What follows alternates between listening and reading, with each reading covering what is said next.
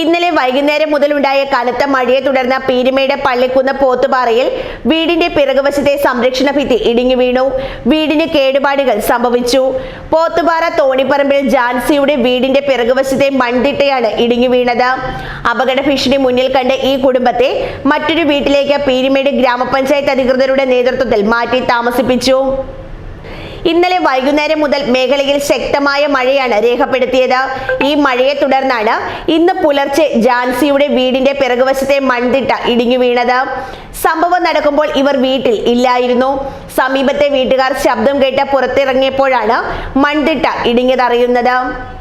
വീടിന്റെ മുകൾ വശത്തുകൂടി കടന്നുപോകുന്ന റോഡുമായി ബന്ധപ്പെട്ടിരിക്കുന്ന ഭാഗത്തെ തിട്ടയാണ് ഇടിഞ്ഞു വീണത്. ശക്തമായ മഴയിൽ റോഡിൽ വെള്ളക്കെട്ടുണ്ടായതാവാം ഇടിയാൻ കാരണമെന്നാണ് നിഗമനം. എന്റെ വീട് രണ്ടാമത്തെ പ്രാവശ്യം ഈ മണ്ണിടിച്ചില് എല്ലാവരും വിളിച്ച് ഞാൻ കാണിച്ചിട്ട് ആരും ഒരു നടപടി എടുക്കുന്നില്ല. ഇപ്പൊ എനിക്കൊരു 6-7 ലക്ഷം രൂപയുടെ നഷ്ടം വന്നിട്ടുണ്ട്. ഞാൻ എന്ത് ചെയ്യുമെന്ന് എനിക്കറിയത്തില്ല. ഞാൻ ഒറ്റയ്ക്ക് ഒരു ഭർത്താവ് പോലും ഇല്ലാത്തതാണ്. എന്റെ കുഞ്ഞുങ്ങളും എന്റെ കൂടെ ഇല്ല. ഞാൻ എന്ത് ചെയ്യുമെന്ന് എനിക്കറിയത്തില്ല. ഞാൻ എന്നാ ചെയ്യും, എവിടെ പോകുന്ന എനിക്ക് എങ്ങും പോക്കടയും ഇല്ല, കയറി കിടക്കാൻ. ഞാൻ വിട്ടതണ്ടി വെച്ച വീടാ. ഇന്നും വീട്ടുവേലയ്ക്ക് ഞാൻ നിൽക്കുന്നു.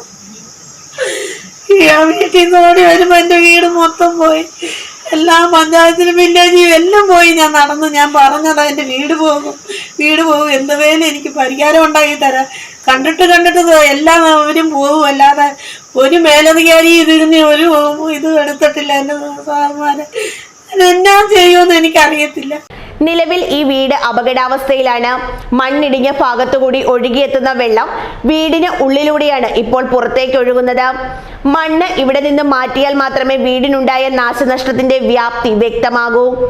അടിയന്തര സാഹചര്യം മനസ്സിലാക്കി ഈ കുടുംബത്തെ പീരുമേട് ഗ്രാമപഞ്ചായത്തിന്റെ നേതൃത്വത്തിൽ ഇവിടെ നിന്നും മറ്റൊരു വീട്ടിലേക്ക് മാറ്റി താമസിപ്പിച്ചു.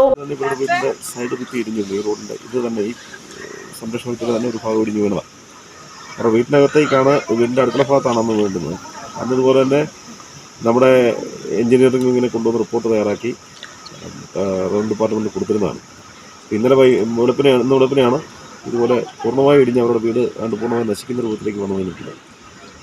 ഇപ്പോൾ വില്ലേജ് ഓഫീസറോട് അന്നേരം തന്നെ വിളിച്ച് പറഞ്ഞിട്ടുണ്ട് അദ്ദേഹം എത്തിക്കൊണ്ടിരിക്കുന്നു.